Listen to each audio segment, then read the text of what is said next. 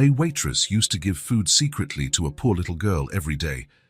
She said, "Quick, eat before the manager sees," and the girl replied, "Thank you, I was so hungry." Until one day, a young billionaire arrived with 3 police cars at the diner's door, and everything changed. The sky was starting to darken when David Walker parked his car in front of the Sunshine Diner. The warm, yellowish lights of the establishment were the only bright spot on that nearly deserted highway. After 5 hours of non-stop driving, he needed a strong coffee and something to eat. The small town of Pine Grove was never in his plans. It was just a necessary detour after the main highway was closed due to an accident. It was such a tiny place that it barely showed up on digital maps, the kind of town where everyone knows each other, and a new face is immediately noticed. David straightened his expensive suit jacket before entering. Even though he was exhausted, he maintained the impeccable posture demanded by the business world. No one would ever guess, by looking at this controlled, composed man, that deep inside he carried a void as big as the universe. The little bell above the door chimed when he walked in. The smell of frying oil and coffee filled his senses. The diner was almost empty, just an elderly couple at a corner table and a trucker at the counter. A blonde waitress with her hair in a ponytail approached him with a tired but genuine smile. "Welcome to the Sunshine. What can I get you?" she asked, holding a worn-out notepad between her fingers. "Coffee. Extra strong. And a roast beef sandwich, if you have it. Coming right up in about 5 minutes," she replied, turning toward the kitchen. David surveyed the place as he waited. Worn red vinyl seats, old photos of the town on the walls, a flickering neon sign. It was the kind of place that seemed frozen in time. Under normal circumstances, he wouldn't have stopped there. But now, 2 years after the tragedy, he had learned that control was just an illusion. Life could change in an instant. On the opposite side of the room, a muted local news broadcast was playing on TV. David watched the images for a moment. The same stories as always. Politics, the economy, the world moving on as if nothing had happened. As if lives weren't cut short every day. The waitress returned with his order. Her name tag read Emily. She placed the plate on the table with care and filled his coffee cup. "Need anything else?" "No, thanks," he replied, noting how Emily seemed distracted, constantly glancing at the clock on the wall and toward the kitchen door. David ate slowly. The coffee was surprisingly good. When he finished, he left a generous tip on the table and headed for the register. An older woman with gray hair served him efficiently. Her name tag said Debbie, and unlike Emily's, it had a small gold star, some sign of a long-time employee. "First time in Pine Grove?" she asked casually. "Yes." "I'm just passing through." "That's what they all say," she smiled. "And some of them end up staying." David forced a polite smile in return. There was nothing that could keep him there or anywhere else.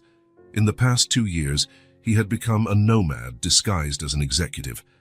Hotels, airports, and meeting rooms were just backdrops for his endless search. "Is there a decent hotel in town?" he asked, putting away his change. "The Pine Lodge, 2 blocks down the street. It's not fancy, but it's clean." "Thank you." He turned to leave, but Debbie added, "The customer restroom is out of order. If you need one, you can use the staff bathroom. Just go down the hallway and exit through the side door." David thanked her with a nod. He did need to wash his hands before getting back into the car. He followed the indicated hallway, past the employee's restroom, and decided to exit through the diner's side door, preferring to return to the parking lot without walking around to the main street. That was when he saw it.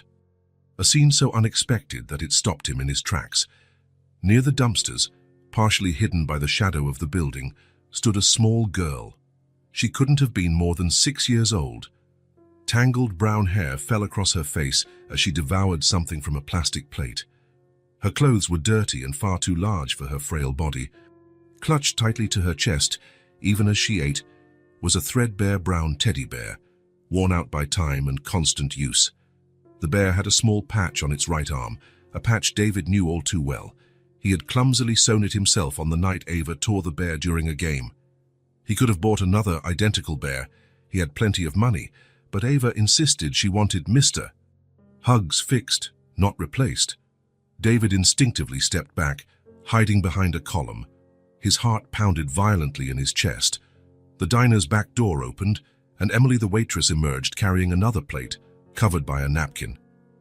"I brought a bit more fries," she whispered, crouching next to the girl. "Quick, before the manager sees." The girl lifted her gaze, her eyes shining with gratitude. "Thank you, Emily. You can't stay here too long today. Bobby's in a bad mood and already asked about missing food." The little girl nodded, understanding her situation with a sadness far too heavy for her age. She set the plate on the ground for a moment, just to get a better grip on her teddy bear, never fully letting it go. Emily gently ruffled her hair before going back inside, casting a wary glance around to make sure no one had seen them. David watched in silence, a lump forming in his throat. It was a scene that shouldn't exist in a developed country. A child eating scraps next to the trash. He decided to approach. Maybe he could help somehow. Offer money so that the girl could have a decent meal, maybe even a place to stay. He took 2 steps toward the girl when she, and sensing his presence, turned around. The world stopped. The air left David's lungs. A buzzing sound filled his ears. Those eyes. He knew those eyes. The shape of her face, the tiny birthmark near her lip, the way she tilted her head slightly when looking up. It was impossible. It was a miracle. It was a nightmare, right there, clinging to the same teddy bear he had bought for her 3rd birthday, was Ava, his daughter, missing for 2 years. Searched for in every state, in every city. Her face had been on posters, websites, TV broadcasts. Ava, whom the police had practically given up on finding. Ava, whose bedroom remained untouched in his mansion, like a shrine of hope. Ava, for whom he cried every night, when no one could see the once mighty David Walker torn to pieces. The girl did not recognize him. Her eyes showed only the natural wariness of a child facing a stranger. She quickly hugged her teddy bear tighter, her shield against the world, and stood, holding the now empty plate. "I'm sorry, sir. I'm leaving," she murmured, clearly accustomed to being chased away. David opened his mouth, but no sound emerged. He wanted to scream her name, run to her, hug her so tightly she would never vanish again. But shock paralyzed him, and a rational voice inside his mind warned, if he startled her, she might run away. He could lose her again.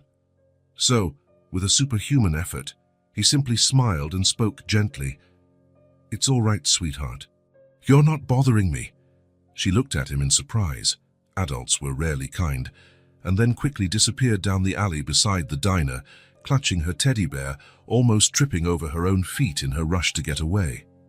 David remained there, motionless for a long moment, his body trembling.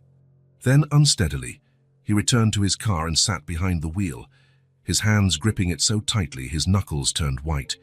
He needed to think rationally. He needed to be sure. How many 6-year-old girls had brown hair and big eyes? Could it be a cruel coincidence, his mind playing tricks, seeing his daughter in every child? But that teddy bear, Mr. Hugs, as Ava called him, with the patch on the right arm where she had torn it while playing, there couldn't be 2 identical bears with exactly the same patch. With shaking hands, David started the car and drove out of the lot. He circled the block slowly, looking for any sign of the girl, but she was gone. He headed to the hotel Debbie had recommended, checked in mechanically, and went up to the assigned room. Once alone, he collapsed onto the bed. His mind was a whirlwind. Could it really be her? If so, how had she ended up there? Who had left her in that condition? Where was she living? Why didn't she recognize him? David took out his wallet and pulled out the photo he always carried. Ava smiling, hugging the teddy bear on the last Christmas before her disappearance. He compared it mentally to the girl he had just seen. Even with the dirt, even with her messy hair, it was her, his Ava. He picked up his phone and hesitated. Call the local police. Wait, what if he was wrong? What if he alerted whoever was with her? She could disappear again. Better to observe first, confirm, set everything up carefully. David opened his laptop and began searching. Information on Pine Grove, the local social services system, custody laws, anything that might help. Then he typed an email to his lawyer, explaining the situation and requesting that he gather all necessary documents to prove Ava was his daughter. By 3 in the morning, he was still awake, sitting by the hotel window, staring at the deserted street. Somewhere in that small town, Ava was sleeping, probably hugging Mr. Hugs, as she always did. The only constant in the chaos her life had become. A tear slid down David's face. 2 years of a desperate search, offered rewards, hired detectives, a marriage broken under the pressure of loss, a business almost abandoned, and now, by a twist of fate, a blocked road, an unplanned stop, he had found what all his wealth and power had failed to retrieve. When the first light of dawn touched the horizon, David already had a plan. He called his most trusted private detective and an old contact at the federal police. He explained the situation, asked for discretion but speed. Then he took a shower, changed clothes, and went downstairs for breakfast. He was determined not to lose sight of Ava again. If necessary, he would camp in front of that diner for the next 6 months. But he was sure it wouldn't come to that. Today, if all went well, he would get his daughter back. And as for whoever had taken her, well, David Walker hadn't built an empire by being lenient with those who wronged him. Once Ava was safe, there would be time for justice or vengeance. He straightened his suit jacket and left the hotel, walking toward the Sunshine Diner. His heart pounded with a strange mix of hope and fear. But one thing was certain. He would not go home without his daughter. The morning sun had barely risen in the sky when David Walker parked in front of the Sunshine Diner. This time, however, he wasn't alone. 3 unmarked police cars, unmistakable to a keen eye, stopped right behind him. David had spent the entire night making phone calls. His lawyer emailed all the necessary documents: Ava's birth certificate, photographs, the missing person report, newspaper articles from that time. A friendship with a senator and the right contacts in the federal police sped up the process that would usually take days. No one wanted to be responsible for delaying a father's reunion with his missing child. "Remember," David told Detective Carter, who was leading the operation, "we need to be careful. She may be frightened, confused. I don't want anyone traumatizing her further." Carter nodded. With 20 years of service, specializing in missing children's cases, he understood the delicacy of the situation. "We'll let you make the initial contact. We'll be here for support if needed," the detective replied. The other 2 officers stayed near their cars while David and Carter headed to the diner entrance. From inside, David could see that the place was busier than the previous night. Workers grabbing breakfast before their shift, a few tourists passing through town. Emily, the waitress, was serving a table near the window. When she saw David, something changed in her expression. A brief flicker of recognition followed by worry. "She hasn't shown up yet," David said quietly to Carter. "Usually, at what time does this waitress feed the girl?" "Let's ask her directly," Carter replied. "The sooner we clarify this, the better." They walked into the diner. The bell above the door announced their arrival, drawing several customers' eyes. Emily froze for a second, then continued her work, avoiding looking at them. David and Carter sat at a table near the back door. Emily approached, visibly nervous. "Good morning. What can I get you?" she asked, her pencil trembling slightly in her hand. "Emily, we need to talk about the little girl," David said directly but quietly. "The one you feed out back." Her face went pale. "I don't know what you're talking about," she replied, quickly glancing toward the kitchen. Carter discreetly showed his badge. "You're not in trouble, ma'am. In fact, we need your help." Emily looked like she was about to cry. "Please, I was just trying to help. She's just a child and she was starving." "We know," David interrupted gently, "and it's admirable what you did. But that girl, she's my daughter." Emily's eyes widened. "Your daughter?" David took an enlarged copy of the missing person flyer from his folder. It showed Ava smiling, hugging her teddy bear, the same one she still carried. "She disappeared 2 years ago. I've been searching the entire country ever since." Emily looked at the photo, then back at David, finally noticing the resemblance, the eyes, the shape of the face. "My God," she whispered. "I never imagined. She never mentioned her parents." She only said she lived with an elderly woman who passed away. At that moment, the back door opened, and Ava timidly entered the diner. As always, her teddy bear was tightly clutched against her chest. Her eyes quickly found Emily, then noticed David and the detective. She froze, clearly considering running away. Emily made a subtle gesture for her to come closer. "It's okay, sweetie. These gentlemen want to speak with you." Ava approached hesitantly, squeezing her teddy bear even tighter. "Hello," Carter said kindly. "What's your name?" The girl looked at Emily as if asking permission to answer. "Go ahead," Emily encouraged her. "Lucy," the girl whispered, "but Mr. Huggs sometimes calls me Ava." David's heart pounded. She still remembered her real name, even if only as something the teddy bear told her. David leaned forward slightly, keeping his distance so as not to scare her. "Hi, Ava. My name is David." "I'm not Ava," she protested faintly. "I'm Lucy." "That teddy bear," David said, pointing gently. "He has a special name, doesn't he?" The girl nodded. "Mr. Huggs, and he has a patch on his right arm, right?" The girl's eyes widened. "How do you know?" "Because I fixed it when you tore it during a game," David replied, his voice breaking slightly. Just then, the two uniformed officers entered the diner. Ava, seeing them, ran behind Emily, clinging to her legs.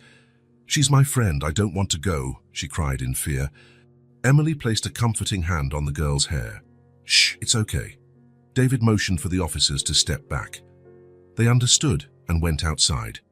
Carter remained but moved away a bit, giving them space. Moving slowly, David approached and knelt down to Ava's level. "I've been looking for you for a long time," he said softly, tears in his eyes. He took out his wallet and showed her an old photo.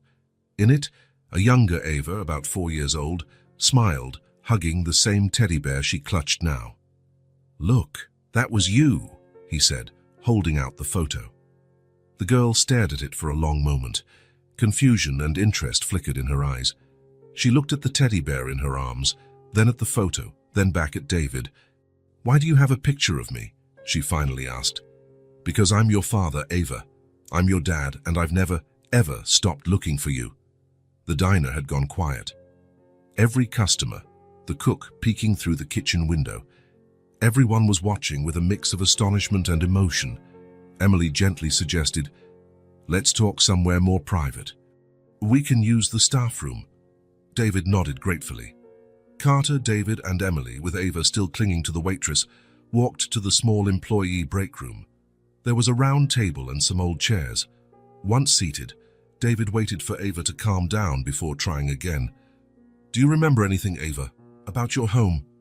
Your life before?" The girl hugged her teddy bear even tighter, as if seeking courage from it. "I don't remember much," she finally said. "There was an old lady who took care of me. She called me Lucy, but Mr. Huggs always called me Ava." "What happened to that lady?" Carter asked gently. "She fell asleep and never woke up?" Ava answered simply. "I was alone in the house for a few days, but then a man came and said I couldn't stay there. I ran away because I was scared. She's been coming to the diner since then," Emily added. "I saw her rummaging through the trash about 3 weeks ago. I started setting aside food for her. I couldn't let her go hungry." David hesitantly reached out, as if to touch Ava's cheek, but stopped halfway. "May I?" he asked. The girl didn't answer, but she didn't pull away. David gently touched her cheek, moving a strand of hair away from her face. "Your mother had the same eyes," he said quietly. "Every day I looked at your picture and prayed to find you. And now, here you are." "Are you going to take me away?" Ava asked, her voice small. "I'm taking you home," David replied. "Back to your room, with all your toys. Mr. Huggs will be happy to go back there." Something flickered in Ava's eyes, maybe a distant memory, or maybe just the desire for a safe place to call home. She looked at Emily, still unsure. "Can Emily visit us?" she asked. "Of course she can," David said, looking gratefully at the waitress. "She's always welcome." Emily smiled through the tears now streaming down her face. "You'll be okay, sweetie," she told the girl. "Your dad came for you. It's a miracle." A miracle, David thought. After 2 years of nightmares, An unexpected miracle at a roadside diner. The sun was high in the sky when David and Ava left the diner. A small crowd that had gathered outside watched the scene with curiosity and emotion. Some people even clapped, not fully understanding what was happening. Emily walked them to the sidewalk to say goodbye, discreetly wiping away tears with her apron. "I'll come visit you," she promised, hugging Ava one last time. "And when you're back home, far from here, you can call me any time." Ava nodded, still clutching her teddy bear as if it were her only certainty in a world changing far too fast. David gently placed a hand on his daughter's shoulder, guiding her to the car. "First, let's go to the mall to buy you some clothes," he explained, opening the passenger door. Ava looked at the luxurious car with hesitation. "It's really nice," she said, sounding intimidated. "It's just a car," David replied with a smile. "Come on, I'll help you with the seatbelt." During the drive, David kept glancing at Ava from the corner of his eye. She remained quiet, gazing out the window, occasionally whispering something to Mr. Huggs. So small, so fragile, yet somehow so strong. 2 years living God knows how, and she still had that special spark in her eyes. The neighboring town's mall wasn't huge, but it had enough for immediate needs. David parked and took Ava's hand, which she didn't resist. "What are we buying?" she finally asked, breaking the silence. "Everything you need. Clothes, shoes, a comfy pajama. Maybe a toy if you'd like." Ava's eyes lit up briefly at the mention of toys, but she didn't ask for anything. David realized she had probably forgotten how to ask, to want, to hope for good things. At the first children's clothing store, the sales assistant looked curiously at Ava in her oversized, dirty clothes, hugging a worn teddy bear.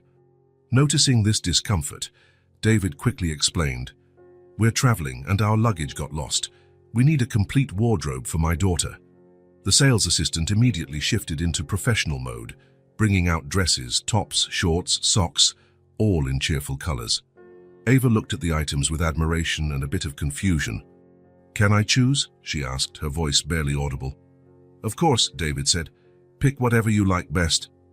Slowly, Ava began pointing to a few pieces: a light blue dress, a t-shirt with stars, pink shorts. Her choices were modest, as if she feared asking for too much. Discreetly, David added more items, ensuring she had everything she needed. In the shoe section, Ava chose a pair of purple sneakers that lit up when she walked. For the first time since they'd been reunited, a genuine smile lit up her face when she tried them on, taking a few steps to see the flashing lights. "Look, Mr. Huggs," she exclaimed to the teddy bear. "Magic shoes." David felt his heart fill with emotion. He wanted to say so much, ask so much, but he held back. There would be time for everything. For now, the important thing was to make her feel safe. After buying enough clothes for several weeks, they stopped by the food court. Ava looked wide-eyed at all the options. "What do you want to eat?" David asked. She hesitated, looking at the many restaurants. Can I have fries?" "You can have whatever you want," he replied, leading her to a fast food counter where he ordered a kids combo with fries, chicken nuggets, and a chocolate milkshake. Ava ate slowly, savoring each bite as if it were a precious treasure. David watched as she discreetly offered one fry to Mr. Huggs, placing it near the bear's nose before eating it herself. "Is he hungry too?" David asked softly. Ava nodded. "He always takes care of me. Now I take care of him." After lunch, they visited a toy store. David told her she could pick a present. After wandering the aisles in awe, Ava chose a small toy doctor kit. "It's to take care of Mr. Huggs when he's hurt," she explained seriously. By late afternoon, they returned to the hotel. David had changed his single room for a suite with 2 bedrooms so Ava could have her own space. The receptionist, noticing the girl with the worn teddy bear, smiled and handed her a small complimentary pack of cookies. In the suite, David organized the bags while Ava timidly explored the room. "You can take a bath now," he suggested. "Then we can order dinner." Ava looked at the luxurious bathroom with its gleaming tiles and large tub. "Can I fill the tub?" "Of course, I'll help you." David filled the tub with warm water, adding the kids' bubble bath they'd bought. A layer of fragrant foam formed on the surface. Ava watched in wonder. "What about Mr. Huggs? He can stay out here taking care of your new clothes, David suggested. Ava seemed to consider that for a moment, then nodded and carefully placed the teddy bear on the bed. It was the first time she had set him aside since David found her. "I'll be right back, Mr. Hugs," she whispered to the toy. The bath was long and relaxing. David helped wash Ava's hair, gently detangling knots that had likely been ignored for a long time. Then he wrapped her in a fluffy towel and let her choose which pajamas she wanted to wear. She chose one with stars and a moon on it. While Ava got dressed, David ordered room service, tomato soup, sandwiches, and a chocolate dessert. They ate while watching a cartoon on the TV. Gradually, Ava's small body showed signs of weariness. Her eyes grew heavy, and she yawned frequently. "I think it's bedtime," David said, gently moving a damp strand of hair from her face. He guided her to the smaller bedroom in the suite, where he had put away her new clothes in the closet, and placed Mr. Hugs on the pillow. Ava climbed onto the bed and immediately hugged the bear. "Is it comfy?" David asked, tucking the blankets around her. Ava nodded, sinking into the soft pillow. "The bed is warm. I'll leave the bathroom light on and the door cracked open in case you need anything during the night. I'll be in the other room, right there." Ava looked at him for a moment, her big eyes reflecting the soft glow of the bedside lamp. "Are you really my dad?" she asked, her voice almost a whisper. David felt a lump in his throat. "Yes, Ava. I'm your dad, and I've spent every day of the last 2 years searching for you." She seemed to ponder that, hugging her teddy bear tighter. "Good night, Dad." "Good night, my little one," he replied, leaning down to kiss her forehead. At the doorway, David stopped and looked back. Ava was already drifting off, her eyes closing heavily. For the first time in years, she would sleep in a clean, warm bed with a full stomach, clean clothes, and the safety of knowing she was no longer alone in the world. In the dark hallway, David finally allowed his tears to fall, tears of relief, happiness, and hope. Tomorrow would be another day, the start of a new life for both of them. The golden morning light streamed through the curtains as Ava opened her eyes.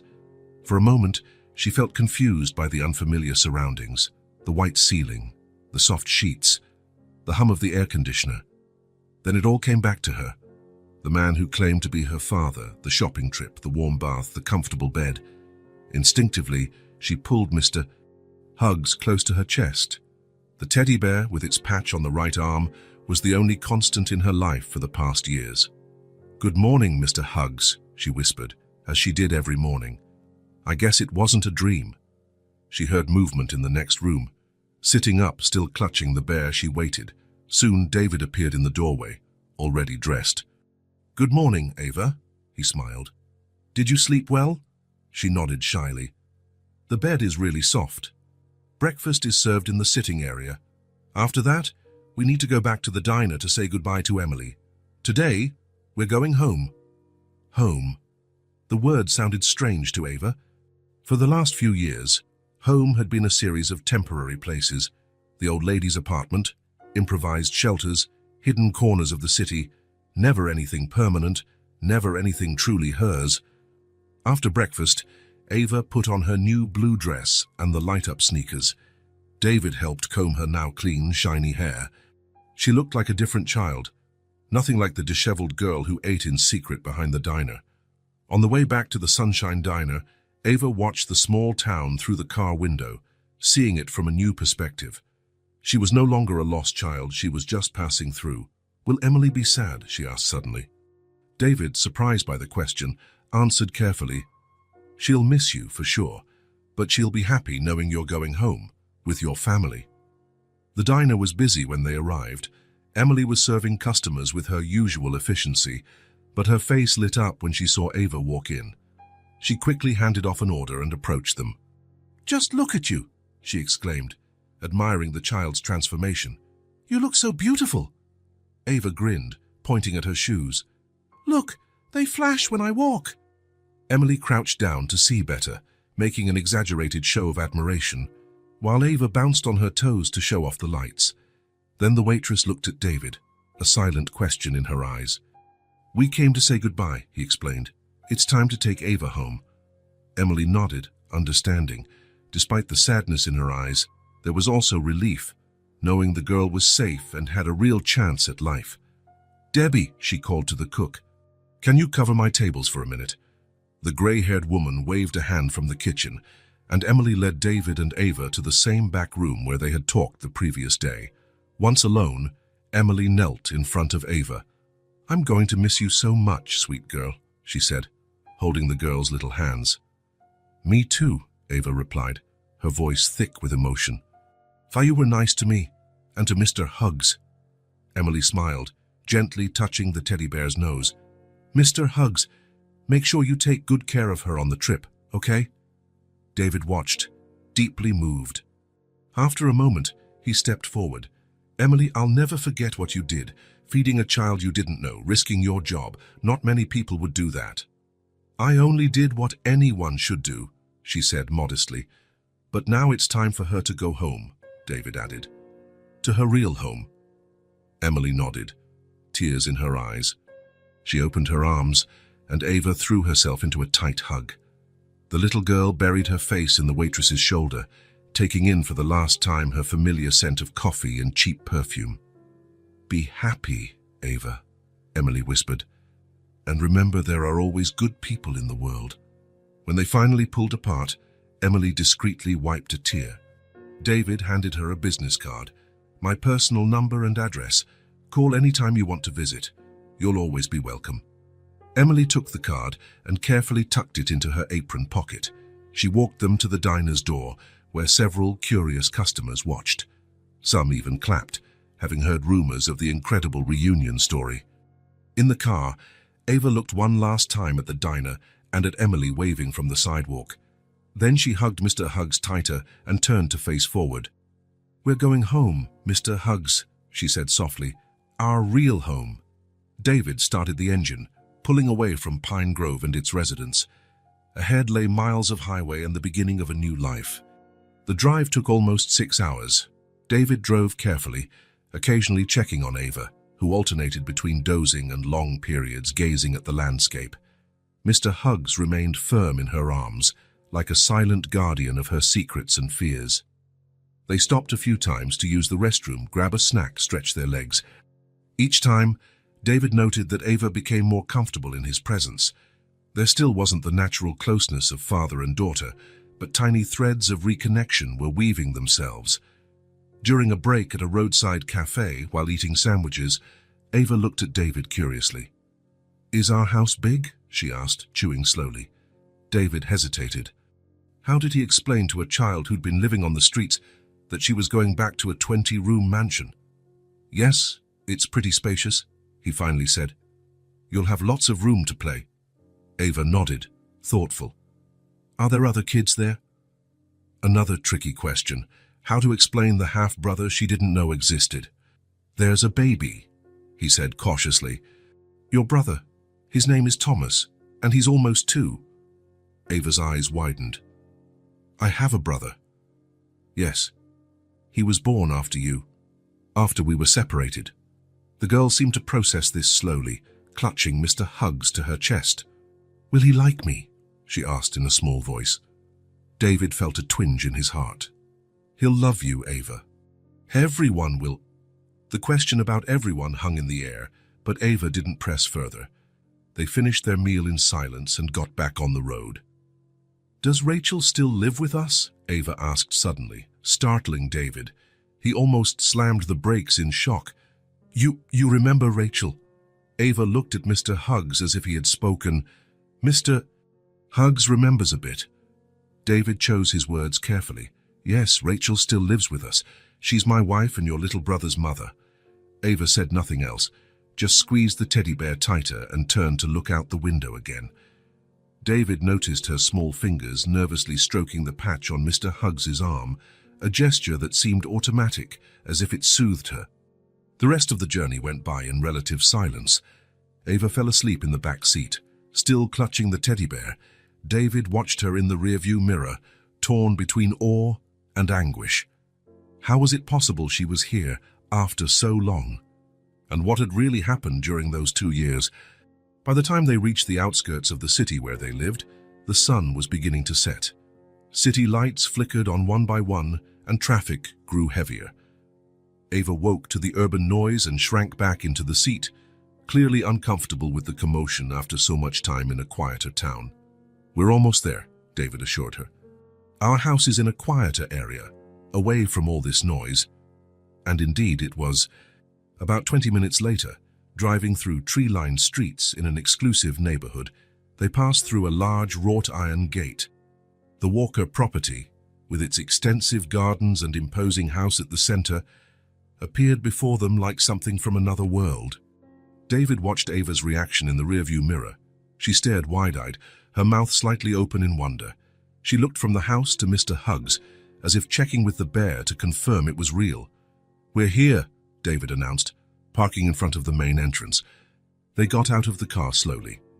Ava held the teddy bear in one hand and gripped David's hand with the other.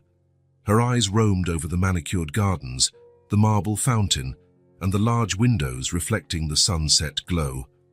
For a moment, it seemed she recognized the place, but then the expression faded, replaced by apprehension. "It's so big," she whispered, squeezing David's hand. "You'll get used to it," he said with an encouraging smile. "There are lots of fun spots to play in."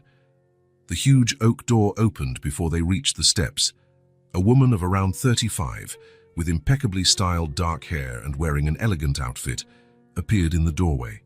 Her face held a carefully composed smile, though her eyes showed tension. "You did it," she said to David, her voice controlled. "You actually found her."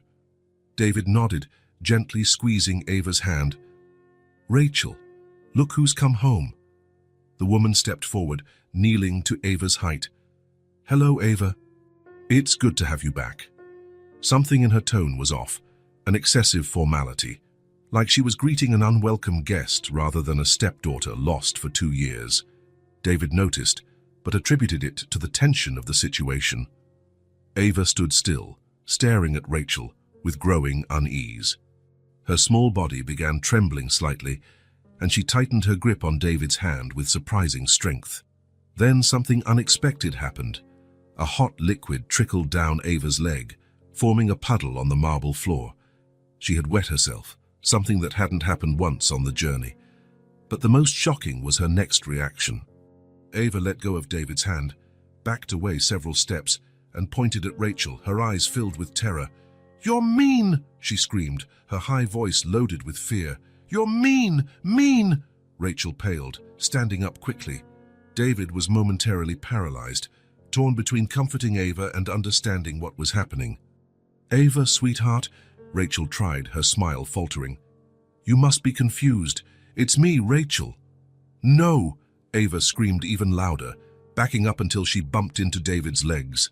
Mr. Huggs was now pressed against her face, as though she were trying to hide behind him. A heavy silence fell. David felt his heart clench at the terror on his daughter's face.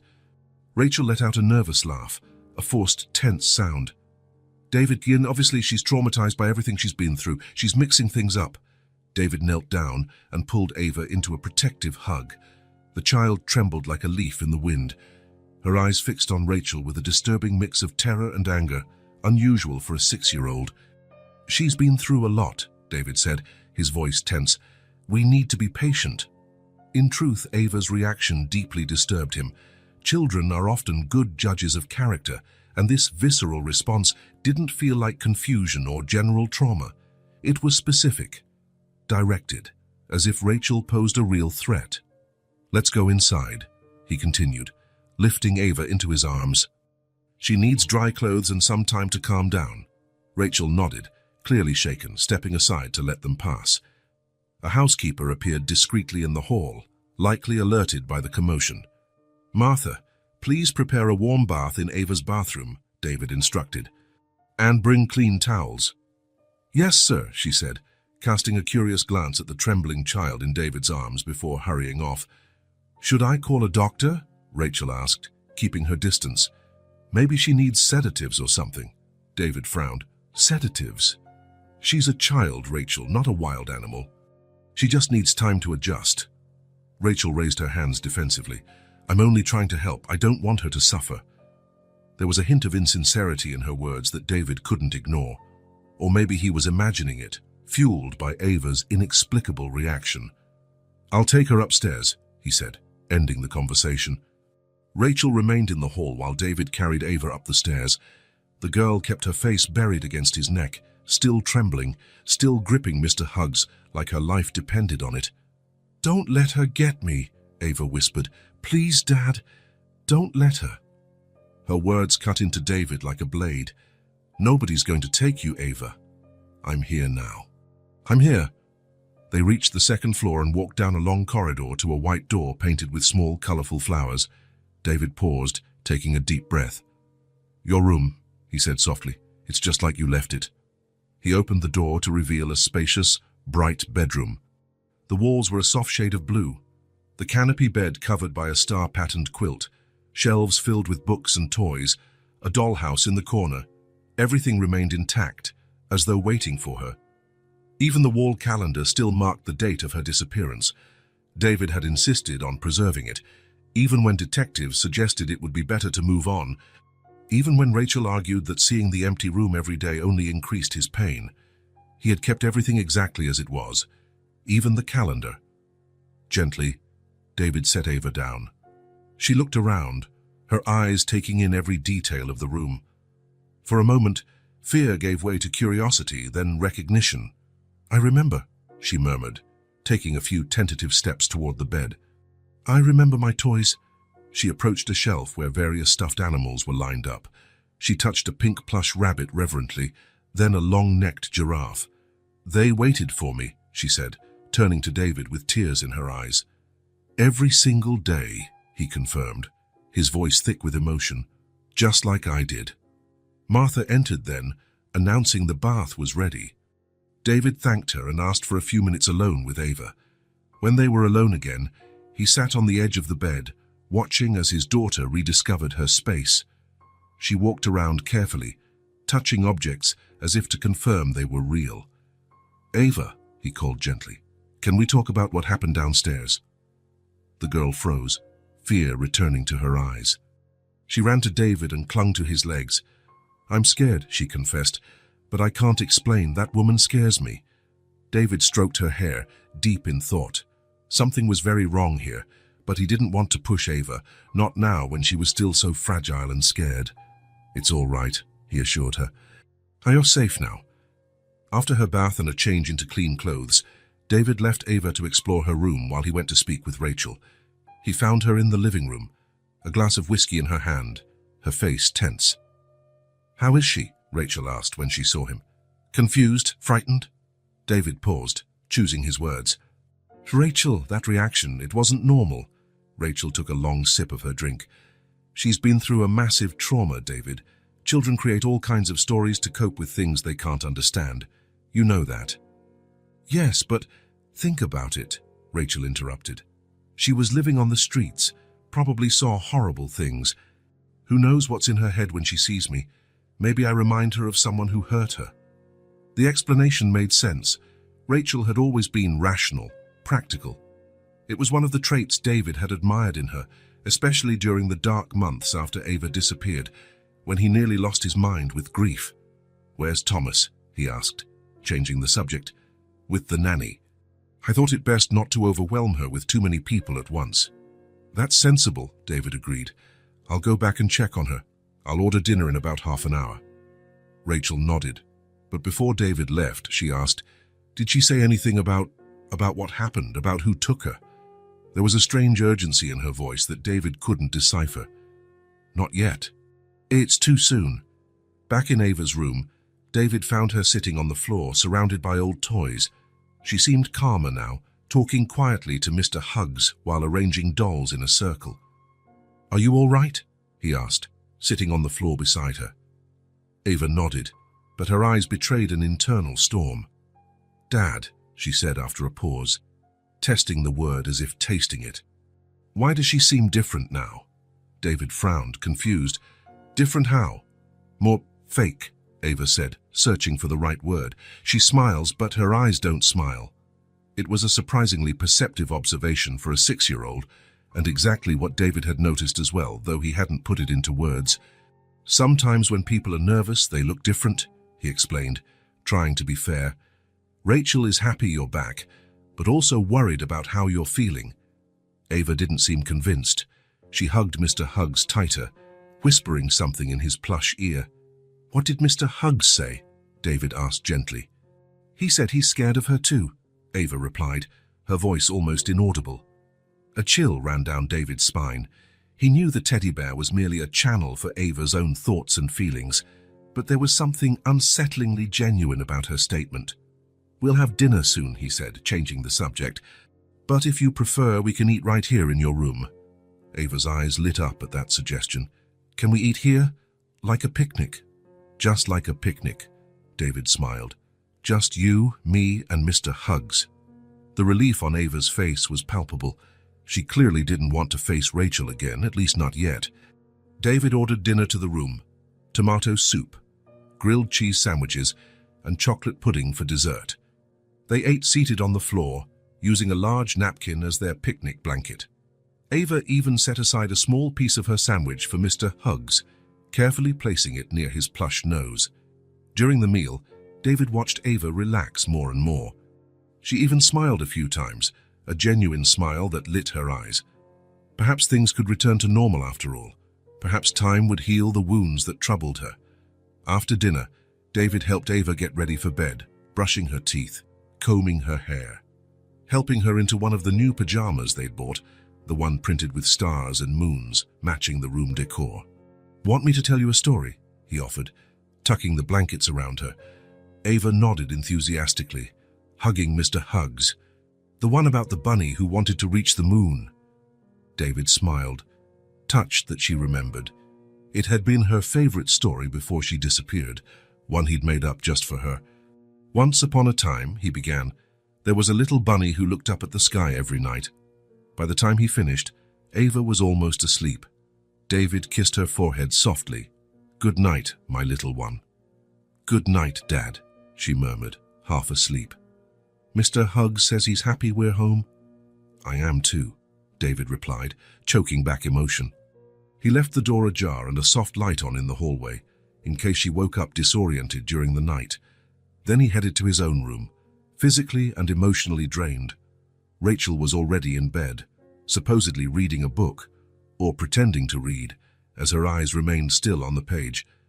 "She's asleep?" she asked without looking up. "Yes," David replied, sitting on the edge of the bed. "Rachel, we need to talk about her reaction." Rachel closed the book with a sigh. "David, she's been through tremendous trauma. She needs time, maybe therapy. It's normal for her to be confused, frightened." "It's not just that," he insisted. "There's something specific about you that terrifies her. And I can't understand why. Maybe I remind her of someone," Rachel repeated. "Or maybe she's jealous. She comes back and finds another woman in her mother's place, and a brother who has all your attention."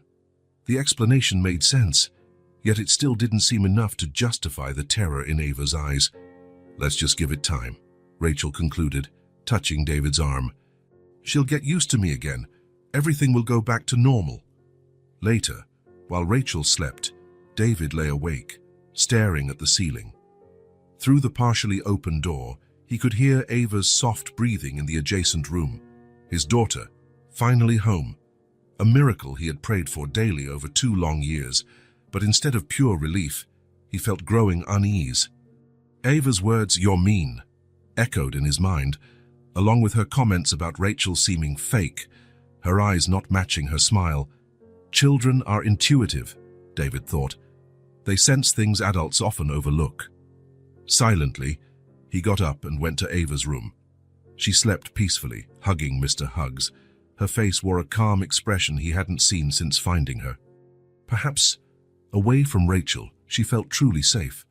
"I'll find out what's going on," he whispered. "I'll protect you, no matter who from." Watching his daughter sleep, David knew he would do anything to keep her safe, even if that meant questioning everything and everyone around him, including his own wife. 3 days passed since Ava's arrival at the mansion. 3 days during which she barely left her room, preferring the safety of that familiar space to being around Rachel. She ate her meals there, played there, and only ventured into the garden when she was sure her stepmother wasn't nearby.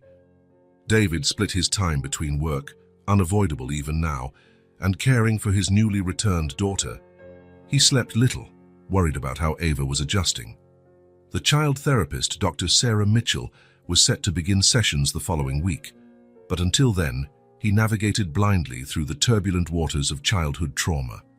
On the morning of the fourth day, while having breakfast with David on a small terrace adjoining her room, Ava asked an unexpected question. "Can I meet my brother today?" David nearly choked on his orange juice. Until then, Ava had shown little interest in the baby, keeping her distance from anything related to the life David had built during her absence. "So of course," he answered, trying not to sound too excited. "Thomas usually plays in the playroom after breakfast. We can go see him whenever you'd like." Ava nodded thoughtfully, holding Mr. Hugs against her chest as she always did when nervous. "Do you think he'll like Mr. Hugs?" "I'm sure he will," David smiled. "Thomas loves stuffed animals." An hour later, father and daughter walked hand in hand down the hallway leading to the west wing of the mansion, where the playroom was located. Ava was visibly tense, her steps hesitant. "What if he doesn't like me?" she whispered. "That's impossible," David replied confidently. "You're the coolest big sister ever." They reached the playroom door and David crouched to Ava's eye level. "Ready?" She took a deep breath and nodded. David opened the door, revealing a colorful room filled with toys. In the center, on a large padded mat, was Thomas, a sturdy boy of almost 2, with dark hair like Rachel's and bright blue eyes. The nanny, a middle-aged woman named Nancy, supervised his play. Thomas looked up, curious when they entered. For a moment, he stared at Ava with that serious scrutiny only toddlers have. Then, unexpectedly, he smiled, a wide smile, showing baby teeth. "Hi, Thomas," David said softly. "David, this is your sister, Ava." The boy babbled incomprehensibly but clearly excited, extending one of his colorful blocks toward Ava. The girl looked at David, who nodded encouragingly. Then, still clutching Mr. Hugs, Ava approached slowly and sat on the mat next to her brother. "Hi, Thomas," she said timidly. "I'm Ava, and this is Mr. Hugs." Thomas immediately showed interest in the teddy bear, reaching out with chubby hands to touch it. Ava hesitated, but then, to David's surprise, she held the bear out for him to inspect. "You can hold him, but be gentle. He's very old." Thomas handled the worn teddy with a surprising reverence for a toddler, touching the patch on its arm curiously, then handing it back to Ava. He picked up one of his own teddy bears and offered it to her. "Looks like he wants to share," Nancy said, smiling. "That's Mr. Bubbles, his favorite." Ava accepted the small blue teddy, examining it as carefully as Thomas had examined Mr. Hugs. Then, to everyone's astonishment, she smiled, a genuine smile that lit up her face like a sunbeam after a long storm. "Can I play with you, Thomas?" she asked. The boy responded with a cheerful giggle, pushing more blocks toward her. David felt a lump in his throat. For the first time since their reunion, he saw Ava genuinely relax, acting like a normal 6-year-old. With Thomas, there were no layers of trauma or distrust, just a simple, pure sibling bond. Quietly, he signaled to Nancy, who understood and left the room, letting him watch his children interact. Ava was already building a tower with the blocks, patiently explaining to Thomas what she was doing. He watched, fascinated, occasionally trying to help, more often knocking down what she'd built, which, surprisingly, made Ava laugh instead of getting upset. That's how Rachel found them half an hour later. She paused in the doorway, her expression impossible to read. There was surprise, certainly, but also something else. Worry, discomfort. "I didn't know you were here," she said, her voice controlled. Immediately, Ava's posture changed. The spontaneity vanished, replaced by that familiar tension. She clutched Mr. Hugs again like a shield. "Ava wanted to meet Thomas," David explained, trying to keep his tone light. "They're getting along really well?" Rachel forced a smile that didn't reach her eyes. "That's wonderful. Thomas could really use the influence of a big sister." She lingered in the doorway, silently watching. Thomas, oblivious to the tension, kept playing, glancing at Ava, who now seemed torn between wanting to continue their game and wanting to flee Rachel's presence. Noticing his daughter's dilemma, David intervened. "Rachel, could you check with Martha about lunchtime? I was thinking of taking the kids for a picnic in the garden afterward." It was a transparent excuse to get her to leave, but Rachel simply nodded and left without argument. As soon as she was gone, Ava visibly relaxed. "She doesn't like me playing with him," she whispered to Mr. Huggs, but loud enough for David to hear. "Of course she does," he replied automatically, though part of him wondered if there was some truth in Ava's words. In the following days, a routine emerged. Every morning after breakfast, Ava visited Thomas in the playroom. Their bond grew daily. She told him made-up stories, helped him with simple puzzles, sang lullabies David never knew she remembered. Thomas, for his part, adored his sister. His eyes lit up whenever she walked in, and he had even learned to say a rough version of her name. Ava came out as Abba, but the intention was clear. Rachel watched all this from a distance, always silent. When David asked why she seemed reserved, she gave vague excuses. She was busy with an upcoming charity event, worried about a slump in the shares of a company they'd acquired, needing space to process so many changes. But her eyes never left Ava when they were in the same room, especially when the girl interacted with Thomas. There was something in that gaze that unsettled David, not exactly jealousy, but something more complex, something like fear. Doctor. Sarah Mitchell's office had soft green walls, large windows letting in natural light, and a small fountain that produced a soothing trickle of water. Colorful cushions lay scattered on the floor, along with a sandbox filled with miniatures and shelves of carefully arranged books and toys. It was a space designed to make children feel safe and comfortable. Ava walked in, clutching David's hand, with Mr. Huggs held tightly to her chest. Her eyes swept the room warily, scanning every detail as though searching for hidden threats, a habit developed during her years away. "Hello, Ava," Dr. Mitchell said, a woman in her early 40s with short brown hair and a gentle smile. "I'm very happy to meet you and Mr. Huggs." Ava didn't reply, only held the teddy closer. "I'll wait outside," David said, crouching to Ava's eye level. "Dr. Sarah just wants to talk a bit. I'll be right here if you need me." A brief panic flitted across Ava's face. "Mr. Huggs can stay with me."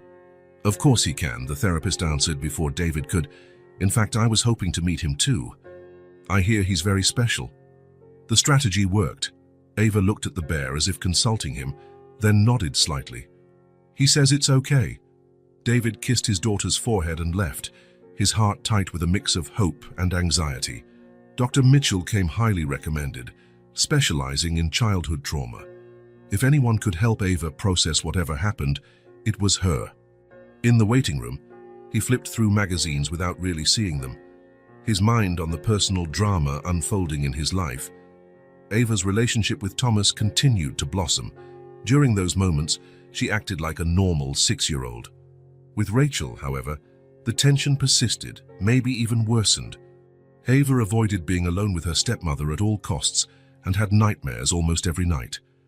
When the office door finally opened an hour later, David sprang up, relieved to see Dr. Mitchell's calm expression. "How did it go?" he asked, as Ava ran to hug his legs. "It was a good start," the therapist said. "Ava is very smart and perceptive. Could we talk in private for a moment?" He nodded, then turned to his daughter. "Ava, how about you color for a bit while I talk to Dr. Sarah? There's a little drawing table right there." Ava didn't look thrilled, but she agreed, taking Mr. Huggs with her to the small child-sized table. "In the adjoining office, yeah, Doctor." Mitchell closed the door and gestured for David to take a seat. "Mr. Walker, I'll be direct. Ava has been through significant trauma. Children her age usually can't hide or fully repress traumatic events, but they also can't process them like adults." "Did she talk about what happened?" "Not directly. Today was mostly therapeutic play. She set up several scenes in the sandbox. One of a girl separated from her family, an adult female figure who took her away, a strange house where she felt sad." David felt his blood turn cold. A female figure. Did she say who it was? Dr. Mitchell shook her head. "No, and I didn't want to push her on the first session, but I'm especially interested in her connection to the teddy bear." "Mr. Huggs," She never lets go of him. Exactly. He seems to function as a particularly powerful transitional object. Ava talks to him constantly, gives him opinions and memories. It's like part of her traumatic memory is displaced onto the bear. David frowned, trying to understand. You're saying Mr. Hugs knows things she can't consciously remember. In simple terms, yes, it's a fascinating defense mechanism. The teddy bear represents a piece of her that holds painful memories, allowing her conscious mind some distance from the trauma. The therapist paused. Mr. Walker, I need to ask, was there any conflict between Ava and your wife before the disappearance? Anything that might explain her extremely negative reaction now? The question took David by surprise. He ran a hand through his hair, thinking, not that I recall. Rachel and Ava seemed fine, at least on the surface. Rachel had little experience with kids, but she was trying. We were all still adjusting. I see. Let's continue sessions twice a week, as planned. Over time, Ava should be able to express more of what she went through. In the following weeks, Ava's routine included regular visits to Dr. Mitchell. Gradually, the girl began to enjoy the sessions, even asking when her next one would be. The therapist used various techniques, drawings, adapted fairy tales, music, role-playing games, all designed to help Ava process her feelings in a safe environment. After the fourth session, Dr. Mitchell showed David a drawing Ava had made, a small house with a dark-haired adult figure outside, turning her back on a crying little girl inside the house.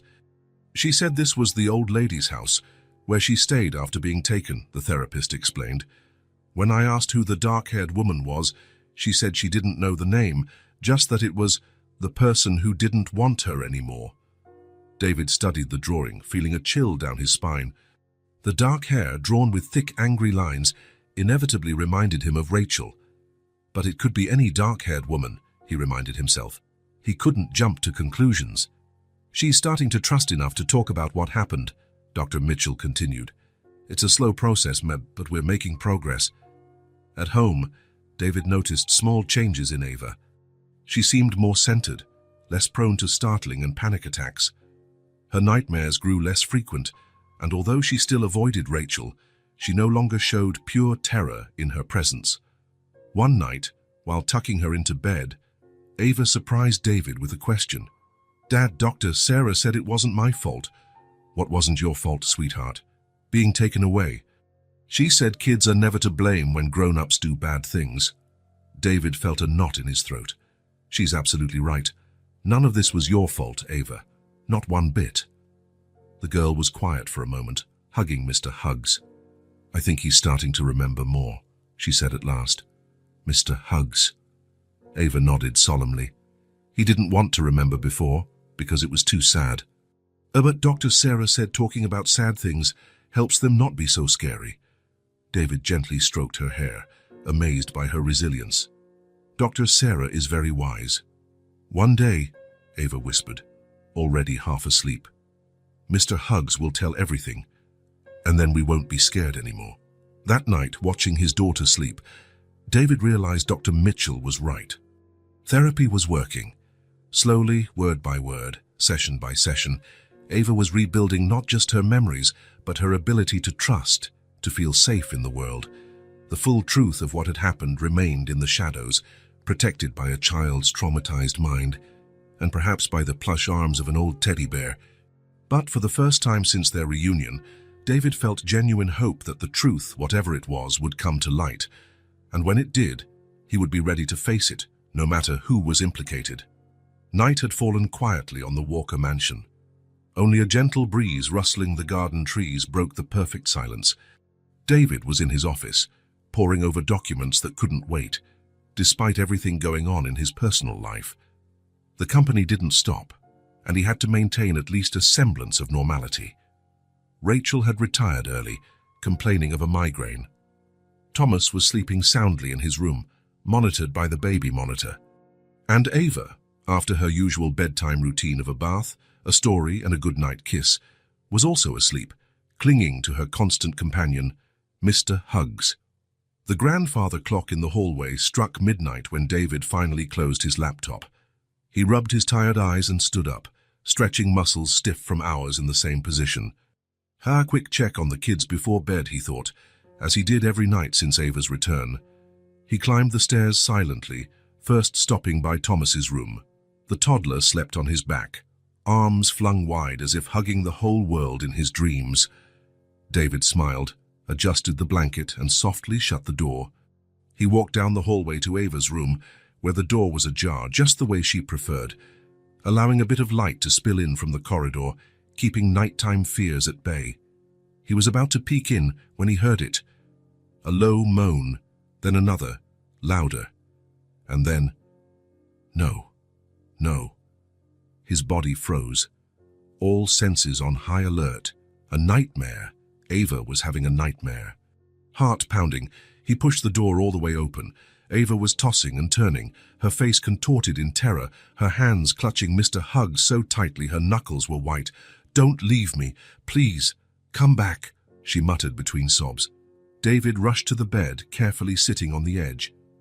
"Ava," he called softly, not wanting to startle her further. "Ava, sweetheart, it's just a dream. I'm here." Suddenly she opened her eyes, a scream tearing from her throat. "No!" Her entire body was shaking, her pajamas drenched in sweat. For a moment, her gaze darted wildly around the room, not recognizing it or David. Then awareness returned. "Dad!" she cried, throwing herself into his arms, Mr. Huggs wedged between them. "It's okay, my little one. It was just a nightmare," he murmured, stroking her hair. "I'm here now, nothing's going to hurt you."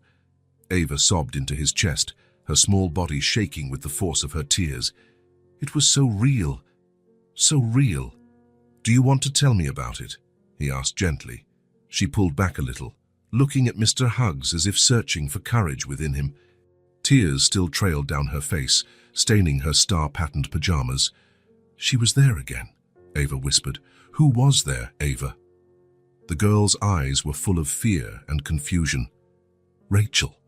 The name hung in the air between them, laden with implications David did not want to face. But he had to. For Ava. "What was Rachel doing in your dream?" he asked, keeping his voice calm, though his heart raced. Ava took a deep breath. Then another sob escaped. "She took me away." "Took you away? How?" The question came out sharper than he intended, and he immediately softened his tone. "Can you tell me more?" Ava glanced at the teddy bear, as if double-checking whether she should continue. A small nod, as though Mr. Huggs granted permission.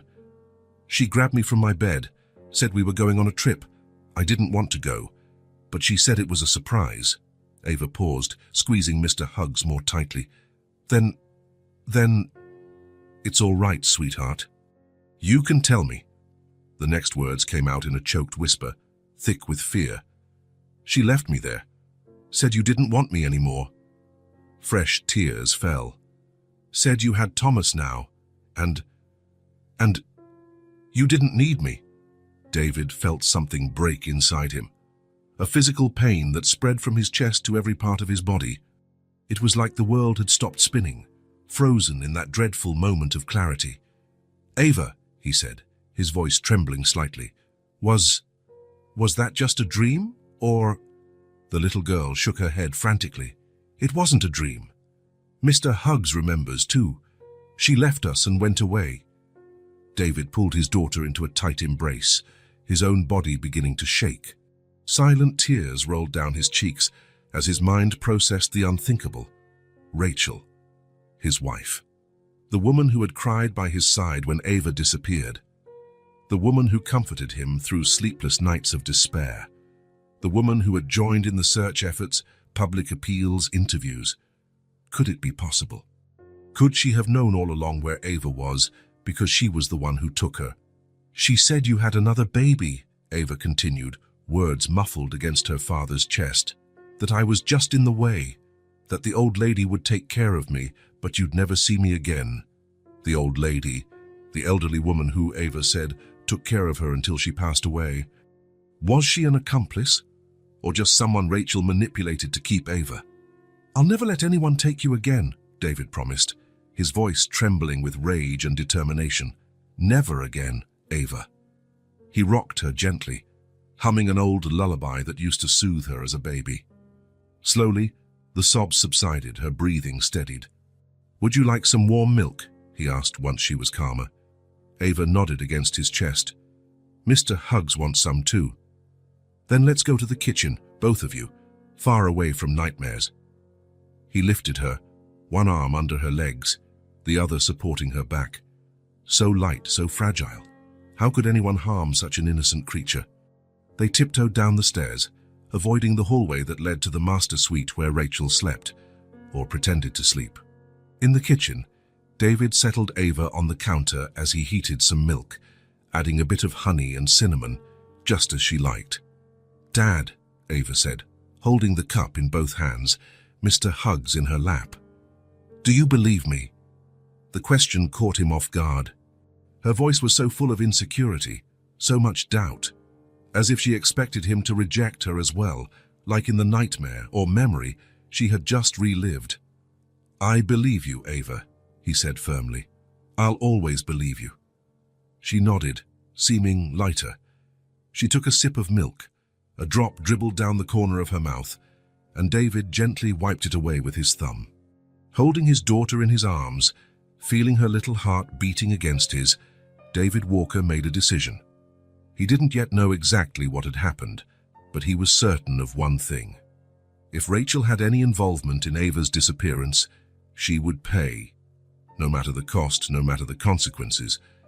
But first, he had to protect his daughter. At any cost. The sun had barely risen when David went downstairs to the kitchen. He hadn't slept after Ava's ordeal, spending the rest of the night watching over her sleep and spiraling into ever darker thoughts. When he saw she was finally resting peacefully, he went to his office and, spending hours researching similar cases, child custody laws, and kidnapping penalties. The mansion was still quiet. The staff wouldn't arrive for a few more hours. David brewed strong coffee and sat at the kitchen table, rubbing his weary face. Ava's words echoed like a dreadful mantra in his mind. "She left me there. Said you didn't want me anymore." Could it be true? Could Rachel, his wife, the woman he shared a life with, have done something so monstrous? It seemed almost inconceivable, and yet it all made awful sense. Ava's visceral fear, her bodily reactions, the bedtime accidents, these were not things a child could just fake. "You're up early," came Rachel's voice. He startled. She stood in the doorway, wearing a navy blue silk robe, her hair perfectly styled even at this hour. As always, impeccable. "Couldn't sleep," he replied, watching her closely. Rachel poured herself some coffee and sat across from him. "Work problems?" Ava had a nightmare. Something flickered in Rachel's eyes, so quick David might have imagined it. Poor child. After everything she's been through, it's no wonder. David took a sip of his coffee, stalling for time. He had to address it carefully. If his suspicions were correct. "It was a very specific nightmare," he finally said, "about the day she disappeared." Rachel raised an eyebrow. "Did she remember something useful? Something that might help identify who took her?" The studied calm in her voice sent a chill down David's spine. "Actually, yes," he replied, keeping his eyes locked on hers.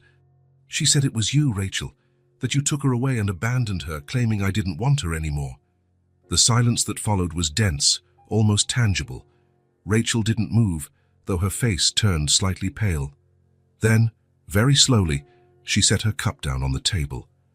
"David," she said, her voice gentle and reasonable, "you can't be serious. I'm just repeating what Ava said." Rachel shook her head, offering a sad smile. It was a nightmare. Children have vivid imaginations, especially after trauma. This didn't feel like an ordinary nightmare, Rachel. "Of course not," she said, leaning forward. "It's based on her fears. She disappeared, endured who knows what, and now she's processing it. It's perfectly normal for her to project her fears and confusion onto familiar faces." The argument was logical, rational, exactly what Dr. Mitchell had explained about how children cope with trauma. And yet, the conviction in Ava's eyes, she was so certain, Rachel. So detailed. Rachel sighed with apparent infinite patience. Darling, think about it. Why would I do that? What motive would I have to hurt Ava? She is a lovely child. We were just beginning to bond. Maybe you didn't want a stepdaughter, David suggested, his voice harsher than he intended. Maybe you wanted your own family, without reminders of the past. Rachel's face flickered with hurt. Is that what you think of me? After everything we've been through? David hesitated. Doubt consumed him. If she was lying, she was an outstanding actress. If she was truthful, he was wrongly accusing the woman who supported him during the worst 2 years of his life. I'm confused, Rachel. Terrified. I don't know what to think. She reached across the table, lightly touching his hand. I know you are. It's an impossible situation, but we have to think about Ava now. She's traumatized, confused. She needs stability, not more drama. What do you suggest? Increase her therapy sessions. Give her all the love and security we can. And, Rachel hesitated, then smiled. A calculated smile, David thought. I was saving a surprise, but I think now might be a good time. I bought a collection of new toys for her, a little kid's science lab, those magnetic blocks she was admiring in a magazine. I'm sure she'll forget all about her nightmare once she has so many new things to enjoy.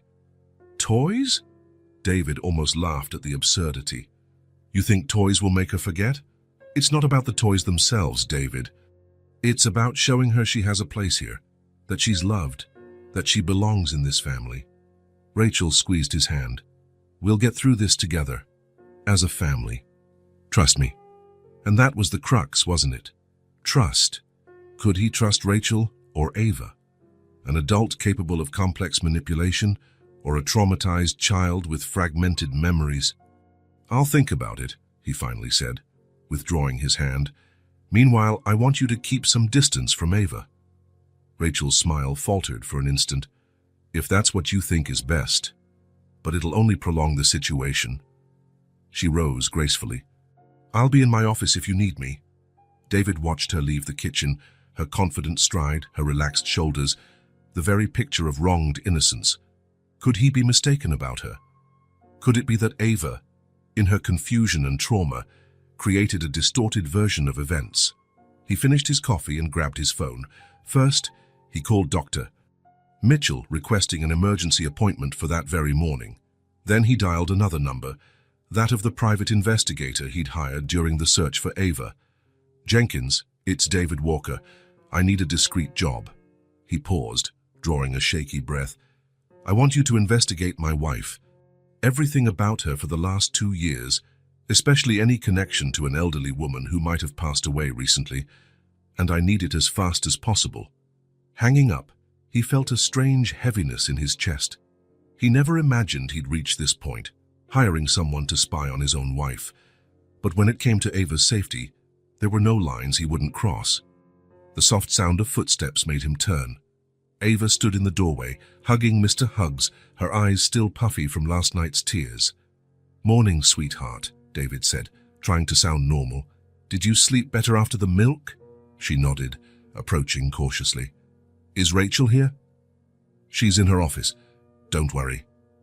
Ava visibly relaxed. She climbed onto one of the tall kitchen stools, placing Mr. Huggs carefully beside her. I'm hungry, she announced. Pancakes, David suggested, grateful for a moment of normalcy, with chocolate syrup. And strawberries, he said, already gathering ingredients. While he prepared breakfast, David watched his daughter, so small, so fragile, yet so strong. She had survived something many adults couldn't endure, and she had found her way back home despite every obstacle. Mr. Huggs says you believe us, Ava said suddenly, her voice too serious for a child so young. David paused, turning to look at her. I do believe you, and I'm going to find out exactly what happened, Ava. I promise. A small smile curved her lips. Not quite happiness, but relief. Security. I know you will, she said simply, hugging the teddy bear. In that moment, David knew it didn't matter who was at fault or how painful the truth was. He would uncover it for Ava, for the lost time and for the justice they both deserved. The next morning dawned grey and cold. as if the sky itself mirrored the tension hanging over the Walker mansion. David had slept little, his dreams haunted by visions of Rachel taking Ava away while he stood frozen, unable to move or shout. Breakfast was tense and silent. Rachel tried multiple times to strike up casual conversation, as though the confrontation the day before hadn't happened. David responded with monosyllables, his eyes rarely meeting hers. Ava ate quickly and asked to return to her room, clearly uncomfortable with her stepmother's presence. "I have an important meeting today," David announced, checking his watch. "I can't postpone it." "Of course," Rachel replied with a sympathetic smile. "Don't worry, I'll keep an eye on the children." The reaction was instant. David's expression hardened. "Nancy will watch Thomas. Ava's coming with me." "You're taking a child to a business meeting?" "David, be reasonable." "She can wait in the reception area with Martha," he said, referring to his secretary. "She'll have books, a tablet, plenty to keep her occupied." Rachel narrowed her eyes for a fraction of a second, but quickly regained her composure. "If you think that's best, I do," he said bluntly. 30 minutes later, David and Ava were in the car heading downtown. The girl clutched Mr. Huggs in her lap, absent-mindedly stroking the patch on his arm. "Dad," she said suddenly, "Mr. Huggs thinks you two are going to split up." David nearly swerved at the bluntness of her statement. "Ava, things are complicated right now," he answered carefully. "But I don't want you to worry about that. What matters is that we're together again, and that won't change." She nodded, apparently satisfied, and turned to watch the city pass by through the window. At the office, David set Ava up in the room adjoining his own, where Martha, his trusted secretary of over a decade, was delighted to finally meet the famous Ava she'd heard so much about during the 2-year search. The meeting lasted longer than David expected. Technical issues, contractual clauses, financial projections. Everything seemed trivial compared to his personal drama, but he maintained a professional demeanor to the end. Finally, with the contract signed and handshakes exchanged, David hurried back to his office, where he found Ava asleep on the couch, Mr. Huggs securely in her arms. "Ava," he called gently, stroking her hair. "Let's go home, sweetheart." She opened her eyes groggily. "All done?" "Yes. Now we have some important things to take care of." On the way back, David realized he had forgotten the folder with documents he needed to sign at home. "I left some important papers at the mansion," he said. "We'll have to swing by quickly and pick them up." "That's okay, Mr. Huggs doesn't mind." David drove back to the mansion, noticing Rachel's car was already there. "Ava, wait here for just a minute, okay? I'll grab the documents from my office." The girl nodded, hugging Mr. Huggs. David entered through the front door, making a beeline for his office on the first floor. He was about to open the door when he heard Rachel's voice inside, on the phone, louder and more strained than usual. "No, Mark, you don't understand the seriousness of this," she said. David's starting to suspect the girl is remembering things. A pause, as the person on the other end, her brother Mark, replied. "Of course I'm worried," she continued, her voice shaking slightly. "I never thought that girl would come back. I thought I was rid of her. The old lady should have taken the secret to her grave." The explicit confession hit David like a physical blow. He shoved the door open hard, revealing Rachel sitting at his desk, phone still pressed to her ear. "I can't believe you abandoned my daughter," he roared, shaking with fury. "How could I have been so blind?" Rachel went pale, dropping the phone. "David, it's not what it looks like." "Not what it looks like," he repeated, incredulous. "I just heard you confess, Rachel. You got rid of my daughter. You took her away." "David, please, let me explain," Rachel begged, standing up. "I was pregnant. I was scared. I wasn't thinking clearly." "Pregnant? You used our child as an excuse to get rid of my daughter." David's voice trembled with barely contained rage. "There is no explanation for what you did." At that moment, a small noise drew their attention to the door. Ava stood there, clutching Mr. Huggs against her chest, her little body trembling. "I told you," she murmured, staring directly at Rachel. "She left me, said you didn't want me." Rachel took a step toward the girl. "Ava, sweetheart, you don't understand." "Don't you dare go near her," David thundered, positioning himself protectively in front of his daughter. Ava clung to her father's leg, partially hiding behind him, but her eyes never left Rachel's, no longer terrified, but filled with a mixture of sadness and accusation far beyond her 6 years. "I want you out of my house," David said, his voice dangerously calm. "Right now, my lawyer will be in touch. I'm filing for divorce." "David, you can't do this," Rachel protested, panic finally breaking her controlled facade. "Thomas, he needs me." "Thomas will be fine. I can manage my children without you," David said, gently pulling Ava closer. "We'll have contact only for Thomas's sake. Nothing else." "You can't keep me away from my son," Rachel threatened, regaining some composure. "I'll fight for him in court." "Good luck explaining to a judge how you kidnapped my daughter," David replied icily. "I have enough evidence." Rachel's face twisted in shock and then fury. "You investigated me. How dare you steal 2 years of my daughter's life?" David's voice rose again. 2 years we can never get back." Rachel backed away, finally grasping the gravity of her situation. "How long do I have to pack?" 2 hours. "If you're not gone by then, I'll call the police." Rachel gave a rigid nod and left the office without looking back, her footsteps echoing in the hallway. As she disappeared, David knelt to Ava's eye level. "It's all right now, sweetheart. She can't hurt you anymore." Ava looked at him with a sad wisdom beyond her years. "Is she leaving forever?" "Yes. But Thomas will stay with us. It'll be the 3 of us now." The girl nodded, hugging Mr. Huggs. "He said you'd believe me. He always knew." David gathered his daughter into a tight hug, silent tears escaping down his cheeks. "I'll always believe you, Ava. Always." For the next 2 hours, a tense silence filled the mansion. David took Ava to the garden, where they played with Thomas, trying to maintain a semblance of normalcy. The toddler, unaware of the drama, giggled and ran between his father and sister, his innocence a poignant contrast to the grim events unfolding. From upstairs came occasional noises, drawers opening and closing, hurried footsteps. Rachel packing her things, preparing to leave the life she had built on a terrible lie. Exactly 2 hours later, she came down the stairs with 2 large suitcases. Her face was expressionless, a perfect mask of composure. "May I say goodbye to Thomas?" she asked, her voice surprisingly steady. David hesitated, then nodded. She deserved that much. Not for her sake, but for Thomas's. Rachel knelt before her son, who toddled over with outstretched arms, oblivious to the tension. "Mommy's going away for a few days, sweetheart," she told him, her voice finally betraying emotion. "But I'll see you again soon." Thomas hugged her tightly in that all-encompassing way only small children can. Rachel closed her eyes for a moment, as if absorbing his innocence for the last time. When she rose, she glanced briefly at Ava, who stood back, holding Mr. Huggs and David's leg. "I'm sorry," Rachel murmured, barely audible. It wasn't clear if she spoke to David, Ava, or herself. Then she picked up her luggage and walked out without a backward glance. The echo of the closing door resonated through the mansion like a final period on a sentence. David exhaled a breath he hadn't realized he was holding.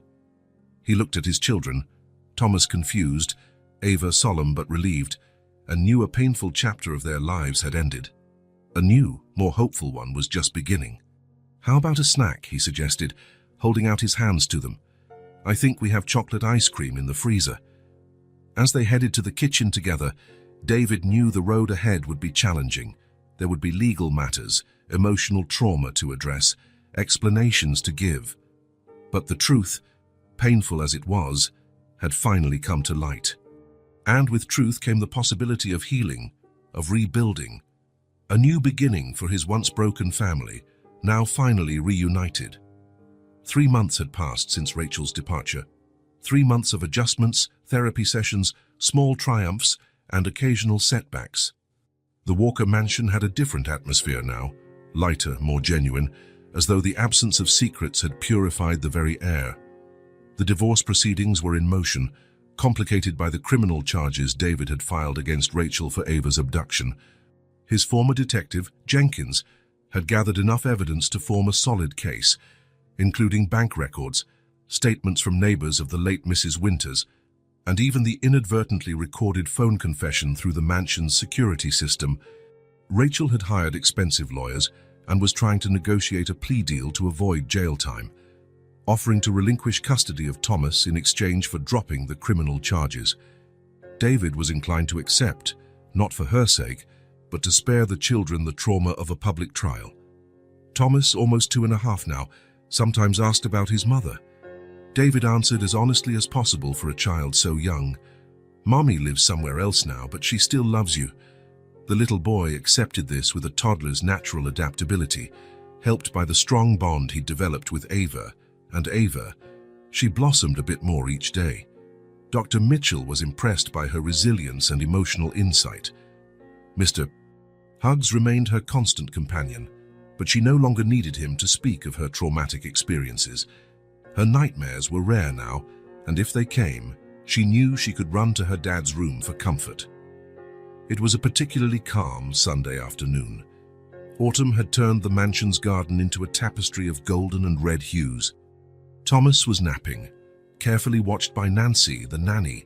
David was working on some documents on the veranda, occasionally glancing at Ava, who played in the grass with Mr. Hugs. She'd created a small imaginary world out there, with the teddy bear as the main character of elaborate adventures. David smiled as he listened to her narrate, in a loud, confident voice, the tale of a brave bear rescuing a princess from a haunted castle. Her creativity never ceased to amaze him. Setting his papers aside, David walked down the porch steps to join her. There was something he needed to say, something he'd rehearsed in his mind for weeks. Dr. Mitchell had suggested it would be important for both of their healing processes. "May I join you?" he asked, gesturing to a spot on the grass beside her. Ava smiled. "Sure. Mr. Hugs and I are planning a big adventure." David sat, watching for a moment as she carefully arranged some fallen leaves around the teddy bear, as if they were props for her story. The patch on Mr. Hugs's arm had been reinforced recently. David had insisted on doing it himself, continuing the tradition he'd started years ago. "You know, Ava," he began gently, choosing his words, "I've been thinking a lot about everything that happened, how everything changed." She paused her play, sensing the seriousness in his tone. With a maturity that sometimes startled him, a reminder of what she'd endured, Ava sat up, placing Mr. Hugs in her lap. "Honey, I need to apologize," David said softly but firmly, "for not believing you, for letting you suffer, for not finding you sooner." Ava looked at him with those big eyes that seemed to see beyond his words. "I should have realized," he continued. "I should have seen the signs. Rachel was in my house, raising my son while you were—" His voice broke. "It wasn't your fault, Dad," Ava said simply. "In a way, it was. I trusted the wrong person. I let her deceive me." David took a deep breath. "But now Rachel is gone from our lives, and I promise, from the bottom of my heart, nothing and no one will separate us again." For a moment, they sat in silence, only the sound of rustling leaves filling the space between them. Then Ava moved closer, resting her head on his shoulder and whispering, "I knew you would find me." Her simple words hit David deeply. There was no reproach, no anger, only an unwavering faith that somehow had survived 2 years of abandonment and lies. David closed his eyes, overcome, and hugged her tightly. For the first time since their reunion, he felt their family was truly whole. Not perfect, not without scars, but whole in its own way. "Mr. Hugs knew too," Ava added, glancing at the teddy. "He reminded me of you every day." David smiled through his tears. "Then I owe him a thank you as well." Ava nodded seriously, holding the bear so David could speak directly to him. It was their little game now, treating Mr. Hugs like a true member of the family, with his own opinions and memories. "Thank you, Mr. Hugs," David said solemnly, "for taking care of my girl when I couldn't."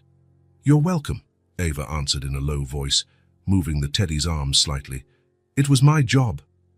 They both laughed, the solemn mood broken by the playful exchange. David ruffled his daughter's hair affectionately. "How about a snack? I think we still have some of those cookies you like." "Yes, Mr. Hugs is hungry too." Hand in hand, father and daughter walked back into the house, leaving behind the fallen leaves and the serious words they had exchanged. Some scars would never fully fade, David knew, but scars also meant healing. 6 months later, the familiar jingle of the doorbell sounded as David and Ava entered the Sunshine Diner. The place looked exactly as they remembered. Red vinyl booths, the smell of coffee and home cooking, neon lights flickering in the window. Emily had her back turned in taking an order when the bell rang. She turned automatically, her professional smile forming, only to transform into astonishment and then pure joy when she recognized her visitors. "Ava, Mr. Walker," she exclaimed, nearly dropping her order pad. "Oh my goodness, I can't believe it." She rushed over, crouching down to hug Ava, who still held Mr. Hugs in one arm while extending the other for the embrace. "You've gotten so tall," Emily said, pulling back to look at her. "And so pretty." It was true. Ava had grown almost an inch in recent months. Her hair, now neatly trimmed and styled, shone with health. But the most noticeable difference lay in her eyes. The fear was gone, replaced by a quiet confidence. "We're just passing through town," David explained. "We couldn't leave without stopping by." "Come, sit," Emily insisted, leading them to a booth. "Coffee's on the house." Debbie, the veteran cook, appeared at the kitchen window, her face lighting up in a smile upon recognizing them. A few of the customers glanced their way curiously, some remembering the drama that had unfolded there months before. As Emily hurried off to fetch drinks and snacks, David pulled an envelope from his jacket pocket. When she returned, he handed it to her. "What's this?" Emily asked, puzzled. "I bought this place," David said simply. "It's yours now. Thank you for saving my daughter." Emily's mouth fell open. She looked from the envelope to David, speechless. I can't accept this. It's too much." "Please," David insisted. "It's nothing compared to what you did. When everyone else walked on by, you stopped to help a hungry child, and that changed everything." Tears welled up in Emily's eyes. She turned to Ava, who gave a timid smile. "I brought you a present too," Ava said, taking a neatly wrapped package from her small backpack. Emily opened it carefully. Inside was a new apron, a vibrant shade of blue, with detailed embroidery on the front, a diner, a teddy bear, and a little girl, and below it, in delicate stitching, "You saw me when no one else did." "I embroidered it myself," Ava said proudly. "Dad taught me." Emily couldn't hold back her tears now. She hugged the apron to her chest, then kneeled to hug Ava again. "Thank you," she whispered, her voice thick with emotion. "This means so much to me." David watched, heart full. It had been a long road since that first night he had seen Ava eating behind the diner. There had been pain, betrayal, and anger, but also healing, forgiveness, and finally peace. "So what happens now?" Emily asked after pulling herself together and wiping her tears. "Where are you headed?" David glanced at Ava, who was happily